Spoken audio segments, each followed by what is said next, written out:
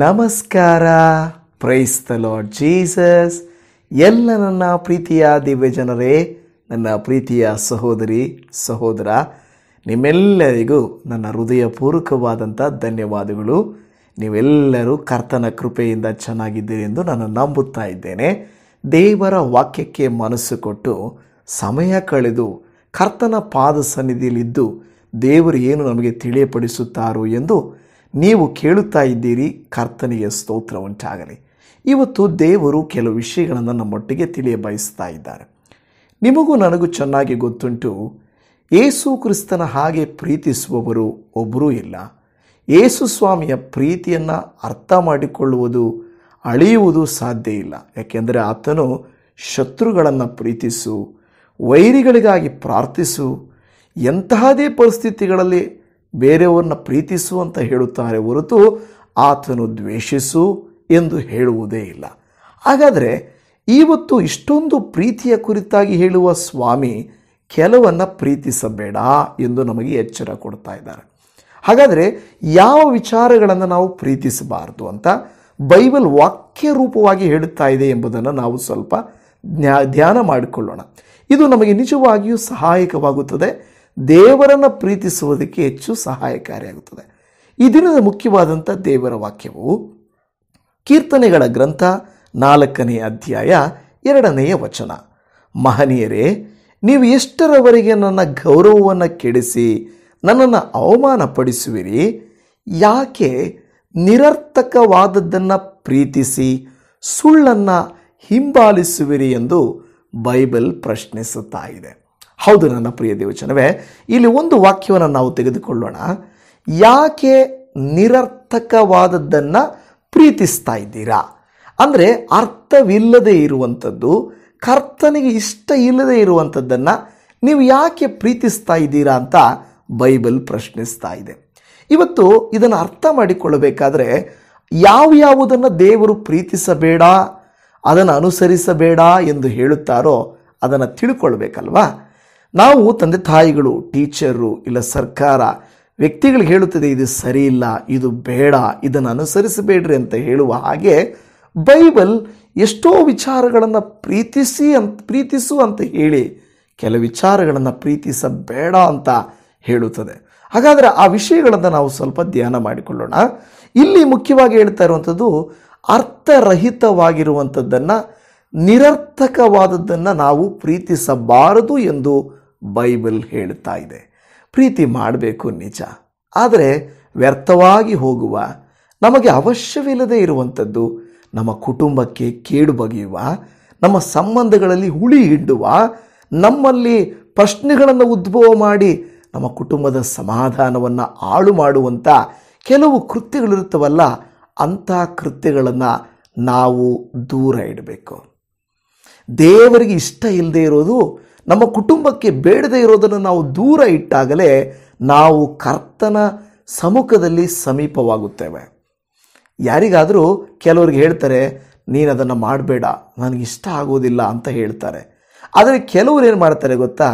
ಬೇಕಾಗಿ ನಮ್ಮನ್ನು ರೇಗಿಸುವುದಕ್ಕೆ, ನಮ್ಮನ್ನು ನೋಯಿಸುವುದಕ್ಕೆ, ನಮ್ಮನ್ನು ಅಳಿಸುವುದಕ್ಕೆ ಯಾವುದು ನಮಗೆ ಇಷ್ಟ ಇರುವುದಿಲ್ಲವೋ ಅದನ್ನೇ ಅವರು ಮಾಡುತ್ತಾ ಬರುತ್ತಾ ಇರ್ತಾರೆ. ನಾನು ಕೆಲವು ಘಟನೆಯಲ್ಲಿ ಕೇಳಿಸ್ಕೊಂಡಿದ್ದೀನಿ. ಗಂಡನಿಗೆ ಇಷ್ಟ ಇಲ್ಲದೆ ಇರೋದು ಹೆಂಡತಿ ತಿಳ್ಕೊಂಡ ಮೇಲೆ ಅದನ್ನು ಬಿಟ್ಟು ಬಿಡುವುದರ ಬದಲಾಗಿ ಅದನ್ನೇ ಮಾಡ್ತಾಳೆ. ಗಂಡನು ಅದನ್ನೇ ಮಾಡ್ತಾನೆ.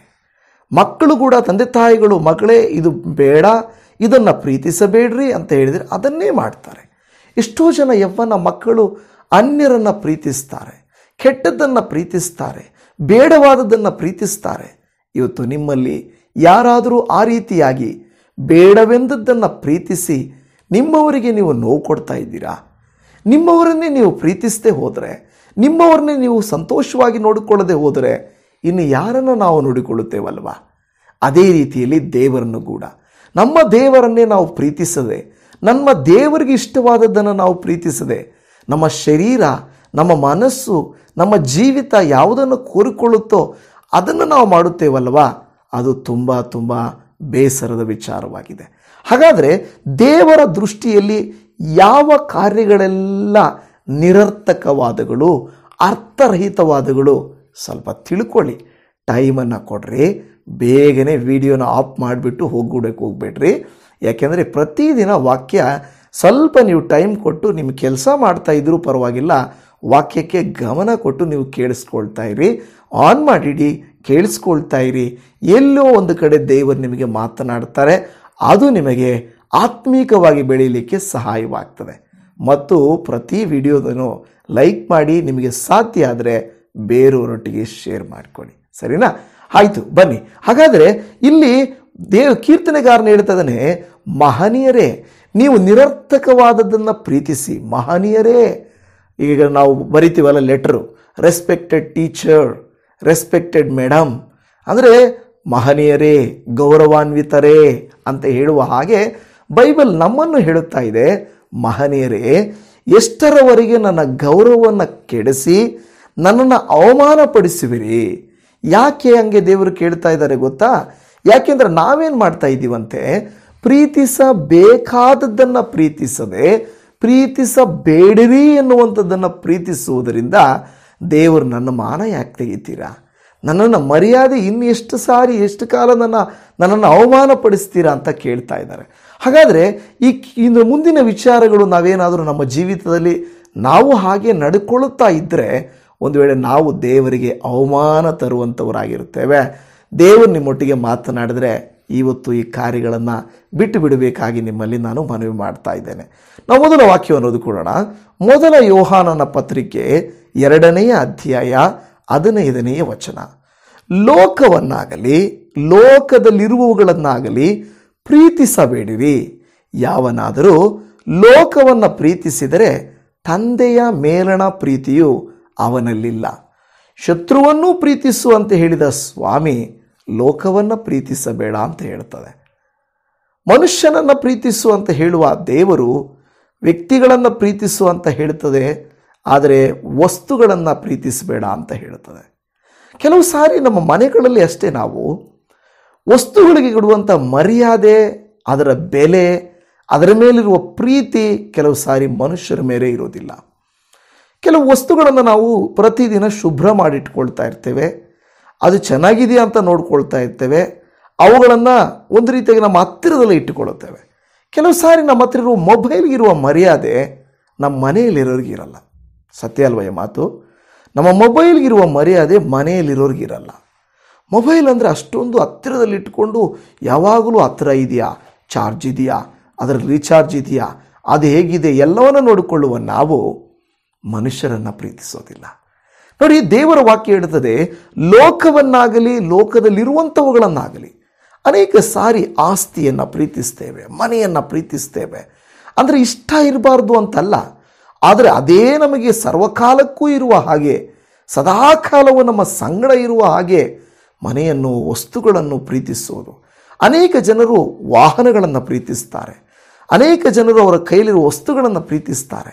ಇನ್ನೂ ಹೆಚ್ಚಾಗಿ ಹೇಳಬೇಕಾದ್ರೆ ಅವರ ಮನೆಯಲ್ಲಿರುವಂಥ ಬೆಕ್ಕು ನಾಯಿಗಿಂತಲೂ ಮನೆಯಲ್ಲಿರುವಂಥ ಮನುಷ್ಯರನ್ನು ಕಡೆಯಾಗಿ ನೋಡ್ತಾರೆ. ಅತ್ತೆ ಸೊಸೆಗಳ ಮಧ್ಯೆ ಜಗಳ, ತಂದೆ ತಾಯಿಗಳು ಮಕ್ಕಳ ಮಧ್ಯದಲ್ಲಿ ಬಿರುಕುಗಳು, ಗಂಡ ಹೆಂಡತಿಯರ ಮಧ್ಯೆ ಸಮಸ್ಯೆಗಳು. ದೇವರು ಹೇಳ್ತಾ ಇದ್ದಾನೆ, ನೀನಿವತ್ತು ದೇವರನ್ನು ಪ್ರೀತಿಸ್ತಾ ಇಲ್ಲ, ನಿನ್ನನ್ನು ಪ್ರೀತಿಸುವ ಮನುಷ್ಯರನ್ನು ಪ್ರೀತಿಸ್ತಾ ಇಲ್ಲ, ಬದಲಾಗಿ ನೀನು ವಸ್ತುಗಳನ್ನು ಪ್ರೀತಿಸ್ತಾ ಇದೆಯಾ, ಮಣ್ಣನ್ನು ಪ್ರೀತಿಸ್ತಾ ಇದೆಯಾ, ಹೊನ್ನನ್ನು ಪ್ರೀತಿಸ್ತಾ ಇದೆಯಾ, ಹೌದಲ್ವಾ? ಹೆಣ್ಣನ್ನು ಪ್ರೀತಿಸ್ತಾ ಇದೆಯಾ? ಅದು ಬರುತ್ತೆ, ಹೆಣ್ಣಿನ ವಿಷಯ ಬರುತ್ತೆ. ಅದು ನಾನು ಹೇಳುವಂಥ ವಿಚಾರ ಏನಂದರೆ, ಅಲ್ಲಿ ಹೇಳುತ್ತಿರುವಂಥ ವಿಚಾರ ನಿರರ್ಥಕವಾದಗಳು, ಕೆಲವು ಕಾಲ ಇದ್ದು ಹೋಗುವಂಥವುಗಳನ್ನು ನೀನು ಪ್ರೀತಿಸ್ತಾ ಇದೆಯಾ? ಯಾವನಾದರೂ ಲೋಕವನ್ನು ಪ್ರೀತಿಸಿದರೆ ತಂದೆಯ ಮೇಲಣ ಪ್ರೀತಿಯು ಅವನಲ್ಲಿಲ್ಲ. ಒಂದು ದೇವರನ್ನು ಪ್ರೀತಿಸಬೇಕು, ಇಲ್ಲಾಂದರೆ ಲೋಕವನ್ನು ಪ್ರೀತಿಸಬೇಕು. ಎರಡರನ್ನೂ ಪ್ರೀತಿಸೋಕ್ಕಾಗಲ್ಲ. ಹಣವನ್ನು ದೇವರನ್ನು ಪ್ರೀತಿಸೋಕ್ಕಾಗಲ್ಲ, ಲೋಕವನ್ನು ದೇವರನ್ನು ಪ್ರೀತಿಸೋಕ್ಕಾಗಲ್ಲ. ದೇವರು ಹೇಳ್ತಿದ್ದಾನೆ, ಲೋಕವನ್ನೇನಾದರೂ ನೀವು ಪ್ರೀತಿಸಿದರೆ ದೇವರನ್ನ ಪ್ರೀತಿಸೋಕ್ಕಾಗಲ್ಲ. ಭೂಲೋಕವನ್ನು ನೀವು ಪ್ರೀತಿಸಿದರೆ ಪರಲೋಕವನ್ನು ಪ್ರೀತಿಸೋಕ್ಕಾಗಲ್ಲ. ಭೂಲೋಕ ಸ್ವಲ್ಪ ಕಾಲ, ಪರಲೋಕ ನಿತ್ಯ ಕಾಲ. ಆದರೆ ಮನುಷ್ಯರಿಗೆ ಅದು ಅರ್ಥವಾಗ್ತಾ ಇಲ್ಲ, ಅದರಿಂದ ಆಗೋಗ್ತಾರೆ. ಅರ್ಥವಾಗುವ ನಾವಾದರೂ ಏನು ಮಾಡಬೇಕು? ನಿತ್ಯ ಕಾಲಕ್ಕಿರುವಂಥ ಪರಲೋಕವನ್ನು ಪ್ರೀತಿಸಬೇಕು. ಹಾಗಾದರೆ ದೇವರು ಹೇಳ್ತಿದ್ದಾನೆ, ಲೋಕದಲ್ಲಿರುವಂಥವುಗಳೆಲ್ಲವೂ ಮಾಯೆ. ಇವತ್ತಿದ್ದು ನಾಳೆ ಇಲ್ಲದೆ ಹೋಗುವಂಥವುಗಳು, ಇವುಗಳಿಗಾಗಿ ನಾವು ಒಡೆದಾಡಿಕೊಳ್ಳೋದು, ಕೋಪ ಮಾಡಿಕೊಳ್ಳೋದು, ಜಗಳ ಮಾಡಿಕೊಳ್ಳುವುದು, ಒಬ್ಬರನ್ನೊಬ್ಬರು ತಿರಸ್ಕಾರ ಮಾಡಿಕೊಳ್ಳುವುದು ಯಾವುದನ್ನು ನಾವು ಮಾಡಬಾರ್ದು. ಲೋಕವನ್ನು ಪ್ರೀತಿಸಬಾರ್ದು ಅಂತ ಹೇಳ್ತಾ ಇದೆ. ಎರಡನೇದಾಗಿ ದೇವರ ವಾಕ್ಯದಲ್ಲಿ ಜ್ಞಾನೋಕ್ತಿಗಳ ಗ್ರಂಥ 1 ಅಧ್ಯಾಯ 22ನೇ ವಚನದಲ್ಲಿ, ಮೂಢರೇ, ಮೂಢತನವನ್ನು ಎಂದಿನ ತನಕ ಪ್ರೀತಿಸುವಿರಿ? ಧರ್ಮನಿಂದಕರು ನಿಂದಿಸುವುದಕ್ಕೆ ಎಷ್ಟು ಕಾಲ ಇಷ್ಟಪಡುವರು? ಜ್ಞಾನಹೀನರು ತಿಳುವಳಿಕೆಯನ್ನು ಎಷ್ಟರವರೆಗೆ ಹಾಗೆ ಮಾಡುವರು? ಇಲ್ಲಿ ನಮಗೆ ಬೇಕಾಗಿರುವಂಥ ಮಾತು, ಮೂಢರೇ, ಮೂಢತನವನ್ನು ಎಂದಿನ ತನಕ ಪ್ರೀತಿಸುವಿರಿ. ಫೂಲಿಶ್ನೆಸ್, ಮೂಢತನ. ನಮ್ಮನ್ನು ಬೈಬಲ್ ಹೇಳ್ತದೆ, ಮೂಢರು ನೀವು. ಮೂಢತ್ವವನ್ನು ಪ್ರೀತಿಸಿದರೆ ಮೂಢರು ತಾನೇ? ಹೌದು, ಮೂಢತ್ವವನ್ನು ಪ್ರೀತಿಸುವವರು ಮೂಢ ಜನರು. ಫೂಲ್ ಆಗ್ತಾ ಇರ್ತಾರೆ, ಫೂಲಿಶ್ ಆಗಿರುವಂಥ ಕಾರ್ಯಗಳು. ಕೆಲವರು ಹೇಳ್ತಾರೆ, ಇದರಲ್ಲಿ ಏನು ಅರ್ಥ ಇದೆ, ಯಾಕೆ ಇದನ್ನು ಮಾಡ್ತಾ ಇದ್ದೀರಾ? ಕೆಲವ್ರಿಗೆ ಅದೇ ಇಷ್ಟ. ಕುಡುಕತನ ಇಷ್ಟ ಇಲ್ಲ, ಕುಡುಕತನ ಒಳ್ಳೆಯದಲ್ಲ ಅಂತ ಗೊತ್ತು, but you continue the same foolish thing. ಹನಸಾಕುವುದು, ಎಲೆ ತಿನ್ನುವುದು, ಗುಟ್ಕಾ ತಿನ್ನುವುದು, ಸ್ಮೋಕ್ ಮಾಡೋದು, ಡ್ರಿಂಕ್ ಮಾಡುವುದು, ಅನೈತಿಕದ ಮುದ್ದೆ ಬರುತ್ತೆ. ಇದೆಲ್ಲ ಕಾರ್ಯಗಳು ಮೂಢತ್ವ ಅಂತ ಗೊತ್ತಿದ್ರೂ ಕೂಡ ಮತ್ತೆ ಅದನ್ನೇ ಮಾಡುವಂಥದ್ದು. ಇನ್ನು ಎಷ್ಟು ತನಕ ನೀವು ಮೂಢತ್ವದಲ್ಲಿ ನೀವು ಎಂದಿನ ತನಕ ಪ್ರೀತಿಸುವಿರಿ? ಮನೆಯಲ್ಲಿರುವ ಮನುಷ್ಯರನ್ನು ಪ್ರೀತಿಸೋದಿಲ್ಲ, ಆದರೆ ಕುಡಿತವನ್ನು ಪ್ರೀತಿಸ್ತಾರೆ. ಮನೆಯಲ್ಲಿರುವಂಥವ್ರನ್ನ ಪ್ರೀತಿಸೋದಿಲ್ಲ, ಡ್ರಿಂಕ್ಸನ್ನು ಪ್ರೀತಿಸ್ತಾರೆ, ಸ್ಮೋಕನ್ನು ಪ್ರೀತಿಸ್ತಾರೆ, ತಿನ್ನುವ ವಸ್ತುಗಳನ್ನು ಪ್ರೀತಿಸ್ತಾರೆ. ಮನೆಯಲ್ಲಿರುವಂಥವನ್ನ ಯಾಕೆ ಪ್ರೀತಿಸೋದಿಲ್ಲ? ದೇವರು ನೋಡಿ ಎಷ್ಟು ಸತ್ಯವಂತನು. ಪ್ರೀತಿಸಬೇಕಾದವುಗಳನ್ನು ಪ್ರೀತಿಸಿರಿ, ನಿರರ್ಥಕವಾದವುಗಳನ್ನು ಪ್ರೀತಿಸಬೇಡಿರಿ. ನೀವು ಗಮನಿಸ್ತಾ ಇದ್ದೀರಾ ಯಾವ್ಯಾವುದನ್ನು ನಾವು ಪ್ರೀತಿಸ್ತಾ ಇದ್ದೀವಂತ? ನನಗಿಷ್ಟ, ನಾನು ಹಿಂಗೆ ಇರ್ತೀನಿ, ನನಗೆ ನಶೆ ಕೊಡುತ್ತೆ, ನನಗೆ ಸುಖ ಕೊಡುತ್ತೆ, ನನಗೆ ಸಂತೋಷ ಕೊಡುತ್ತೆ, ನನಗೆ ನಗು ಕೊಡುತ್ತೆ. ಸಿನಿಮಾಗೆ ಹೋದರೆ ಮನೆಯಲ್ಲಿರೋನೆಲ್ಲ ಮನೆಯಲ್ಲಿ ಬಿಟ್ಟು ಹೋಗ್ತೀಯ. ನೀನು ಮಾತ್ರ ನಗಬೇಕು, ನೀನು ಮಾತ್ರ ತಿನ್ನಬೇಕು, ನೀನು ಮಾತ್ರ ಎಂಜಾಯ್ ಮಾಡಬೇಕು. ಮನೆಯಲ್ಲಿರೋ ಮಿಕ್ಕಿದವರೆಲ್ಲ ಅವ್ರ ಪಾಡ್ಗೆ ಅವ್ರು ಇರಲಿ ಅಂತಿದ್ದರೆ ಅದು ಒಳ್ಳೆಯದಲ್ಲ, ಅದು ಒಳ್ಳೆಯದಲ್ಲ, ಅದು ಒಳ್ಳೆಯದಲ್ಲ.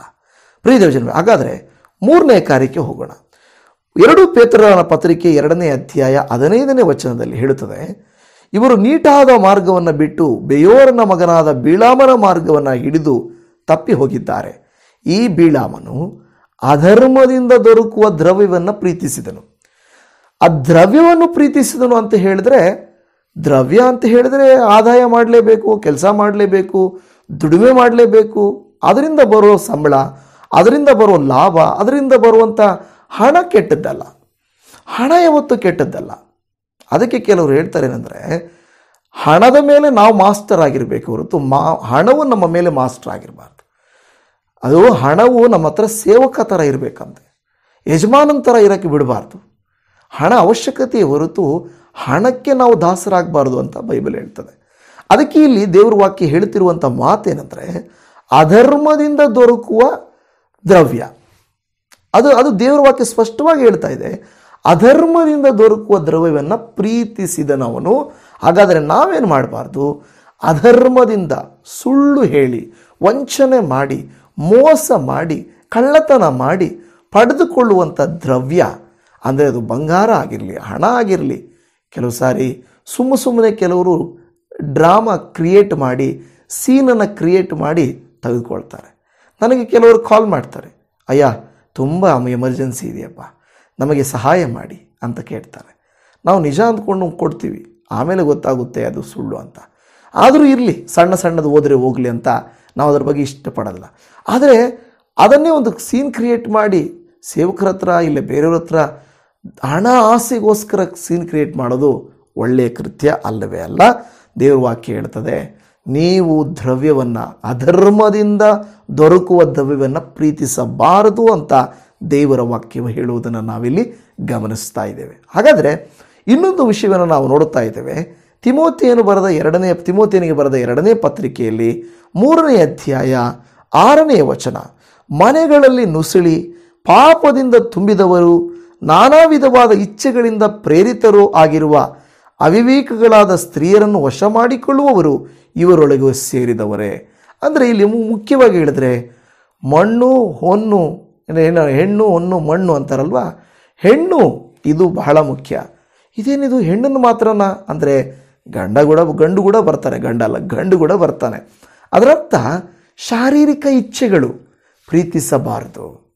ಶಾರೀರಿಕ ಸೇರಿ ಪ್ರತಿಯೊಬ್ಬರಲ್ಲಿ ಆಸೆ ಇದೆ, ಶರೀರದ ಆಸೆ ಇದೆ.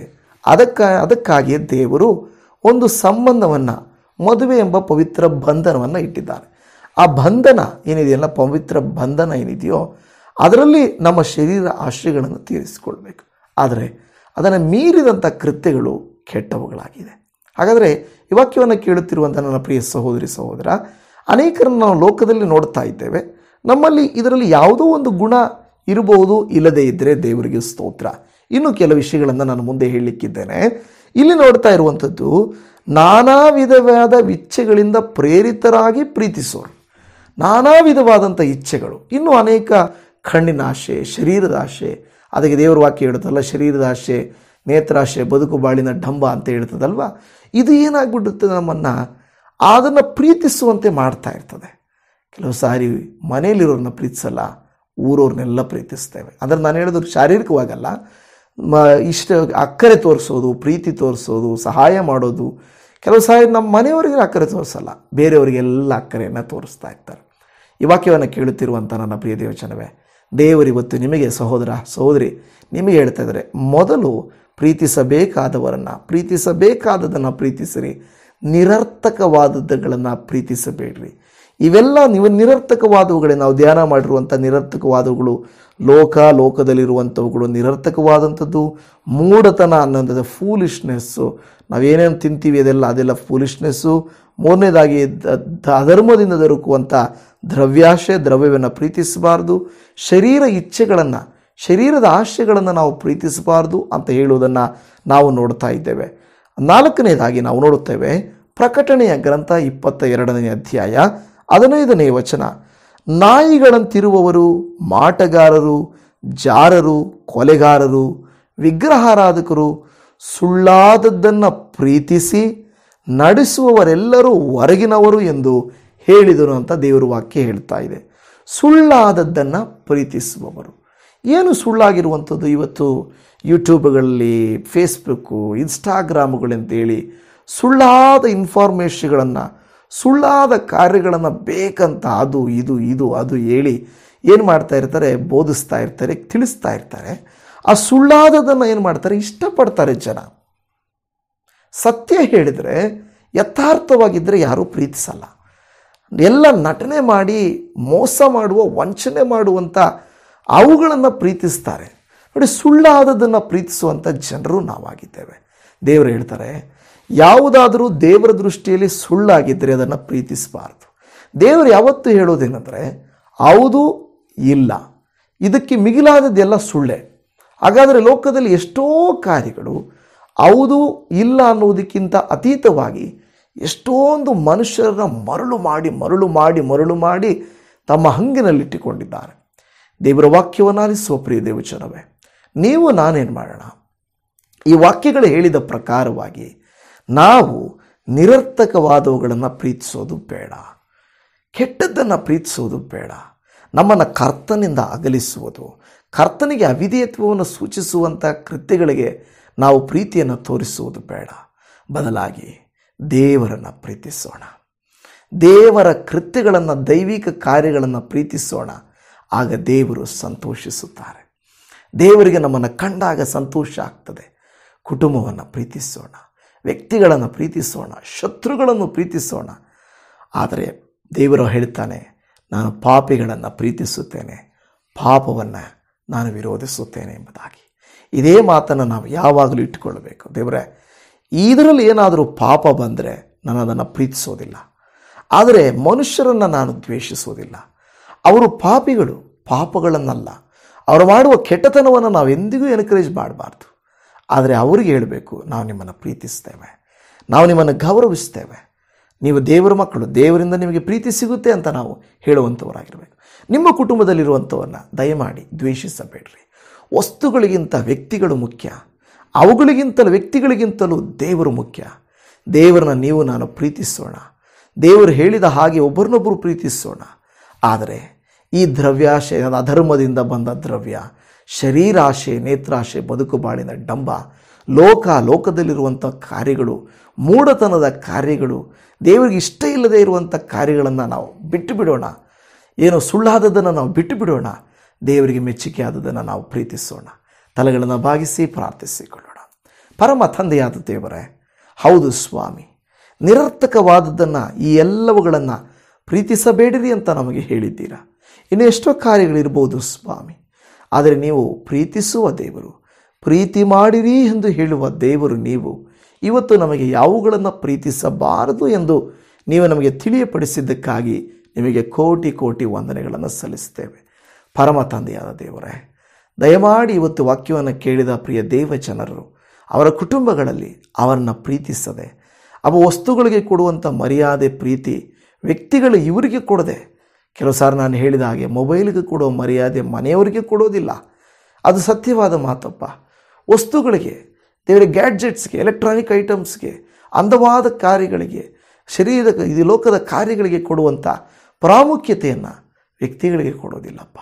ನೀವು ಹೇಳ್ತೀರಾ ತಂದೆ ತಾಯಿಗಳನ್ನು ಪ್ರೀತಿಸಿರಿ, ಗಂಡ ಹೆಂಡತಿಯರ ಮಧ್ಯದಲ್ಲಿ ಪ್ರೀತಿ ಇರಲಿ, ತಂದೆ ತಾಯಿ ಮಕ್ಕಳ ಮಧ್ಯೆ ಪ್ರೀತಿ ಇರಲಿ, ನಿಮ್ಮ ಶತ್ರುಗಳನ್ನು ಪ್ರೀತಿಸಿರಿ, ನಿಮ್ಮವರನ್ನು ಪ್ರೀತಿಸಿರಿ ಎಂದು. ಆದರೆ ಇವತ್ತು ಹೇಳಿಕೊಟ್ಟ ಎಲ್ಲ ವಿಚಾರಗಳಿಗಾಗಿ ಸ್ತೋತ್ರ.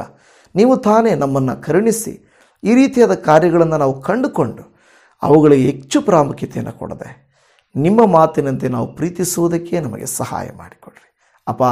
ನಿನ್ನ ವಾಕ್ಯವು ನಮಗೆ ಹೇಳುತ್ತದೆ, ನಿನ್ನ ದೇವರಾದ ಕರ್ತನನ್ನು ಪೂರ್ಣ ಪ್ರಾಣದಿಂದಲೂ, ಪೂರ್ಣ ಬುದ್ಧಿಯಿಂದಲೂ, ಪೂರ್ಣ ಶಕ್ತಿಯಿಂದಲೂ ಪ್ರೀತಿಸಬೇಕು, ನಿನ್ನ ನೆರೆಯವನನ್ನು ನಿನ್ನಂತೆಯೇ ಪ್ರೀತಿಸಬೇಕು ಅಂತ ನೀವು ನಮಗೆ 2 ಆಜ್ಞೆಗಳನ್ನು ಕೊಟ್ಟಿದ್ದೀರಲ್ಲ. ಆಜ್ಞೆಗಳಿಗಾಗಿ ಸ್ತೋತ್ರ ಮಾಡುತ್ತೇವೆ. ಅವುಗಳಂತೆ ನಾವು ನಡ್ಕೊಳ್ಳೋದಕ್ಕೆ ಕೃಪೆಯನ್ನು ತೋರಿಸಿ ಅಪ್ಪ. ಮತ್ತು ಇವತ್ತು ಈ ವಿಡಿಯೋನ ನೋಡಿ ದೇವರೇ, ನನ್ನ ಕೆಲಸ ಕಾರ್ಯವನ್ನು ಆಶೀರ್ವದಿಸಪ್ಪ, ನನ್ನ ಕುಟುಂಬವನ್ನು ಅನುಗ್ರಹಿಸಯ್ಯ. ಕೇಡು ನನ್ನ ಕುಟುಂಬದ ಹೊರಗಡೆ ಇರಲಿ, ಕಷ್ಟ ನನ್ನ ಕುಟುಂಬದ ಹೊರಗಡೆ ಇರಲಿ, ನಿನ್ನ ಕರುಣೆ, ನಿನ್ನ ಕೃಪೆ ನನ್ನಲ್ಲಿಯೂ ನನ್ನ ಕುಟುಂಬದಲ್ಲಿರಲಿ ಅಂತ ಯಾರು ಬೇಡ್ತಾ ಇದ್ದಾರೋ ಅವರೆಲ್ಲರ ಮೇಲೆ ನಿನ್ನ ಪರಲೋಕದ ಪ್ರಭೆಯು, ಆಶೀರ್ವಾದ ಕೃಪೆಯು ನಿತ್ಯ ನಿರಂತರವಾಗಿರಲಿ. ನೀನು ಮಾಡಿದ ಎಲ್ಲ ಮೇಲಾದ ಮಹತ್ತಾದ ಕೃತ್ಯಗಳಿಗಾಗಿ ಸ್ತೋತ್ರ. ನಿನ್ನ ಆಶೀರ್ವಾದವು ಅಧಿಕವಾಗಿ ಇವರ ಮೇಲಿರಲಿ ಅಂತ ಬೇಡಿಕೊಳ್ಳುತ್ತಾ ಇದ್ದೇವೆ. ಎಲ್ಲ ದೈವ ಜನರನ್ನು ನೀವು ಪರಲೋಕದಿಂದ ಹರಿಸಿ ಆಶೀರ್ವದಿಸಿ ಕೃಪೆಯಿಂದ ತುಂಬಿಸು. ಇನ್ನಷ್ಟು ವಚನಗಳನ್ನು ನಾವು ಧ್ಯಾನ ಮಾಡಿ ಒಂದೊಂದು ದಿವಸ ವಾಕ್ಯಗಳನ್ನು ಕೇಳಿ ಬೆಳೆಯುವಂತೆ ಕೃಪೆಯನ್ನು ತೋರಿಸಿರಿ ಅಪ್ಪ.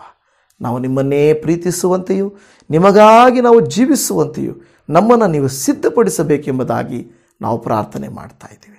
ನಿಮ್ಮ ಕರುಣೆಯ ಕರದಲ್ಲಿ ಈ ಎಲ್ಲರನ್ನು ಒಪ್ಪಿಸಿಕೊಡುತ್ತೇವೆ. ರೋಗ ಬಾಧೆಯಲ್ಲಿ ಬಾಧೆ ಪಡುತ್ತಿರುವವರನ್ನು ಬಿಡಿಸಿರಿ, ಸಾಲ ಬಾಧೆಯಲ್ಲಿರುವಂಥವ್ರನ್ನ ಬಿಡಿಸಿರಿ, ಕುಟುಂಬದ ಅಪಾರ್ಥಗಳಲ್ಲಿ, ಅನಾಹುತಗಳಲ್ಲಿ, ಕರ್ತನೆ ಕಷ್ಟಗಳಲ್ಲಿರುವಂಥವನ್ನು ಬಿಡಿಸಿರಿ. ಇವರ ಕಣ್ಣೀರನ್ನೆಲ್ಲ ಒರೆಸಿ ಕೃಪೆಯಿಂದ ತುಂಬಿಸಬೇಕೆಂದು ನಮ್ಮ ರಕ್ಷಕನು ಕರ್ತನು ಒಡೆಯನು ಕ್ರಿಸ್ತನಾದ ಯೇಸುವಿನ ನಾಮದಲ್ಲಿ ಪ್ರಾರ್ಥಿಸುತ್ತೇವೆ ತಂದೆಯೇ. ಆಮೇನ್ ಆಮೇನ್. ನನ್ನ ಪ್ರಿಯ ದೇವಜನವೇ, ನಿಮ್ಮೆಲ್ಲರನ್ನ ಕರ್ತನು ತಾನೇ ಅನುಗ್ರಹಿಸಲಿ. ನಿಮ್ಮೆಲ್ಲರಿಗೂ ಶಲೋಮ್. Praise the Lord Jesus.